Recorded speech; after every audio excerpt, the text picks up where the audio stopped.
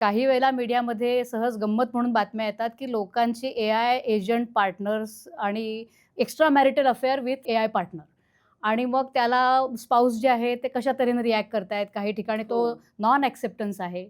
काही ठिकाणी लोकं म्हणतायत, की ते काय एआय एजंट बरोबरच चाललंय ना त्यांचं अफेअर, चालू दे, मग घरात शांती राहील. हे फक्त अमेरिकेत आणि नाहीये मग हं. त्याला ते प्री नाही करावं लागणार आहे.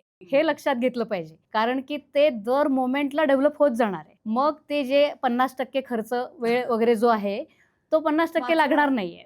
फक्त ते व्हर्चुअल का रिअल हा हां. फरक रिअल राहील. आपण सामाजिक प्राणी आहोत की नाही?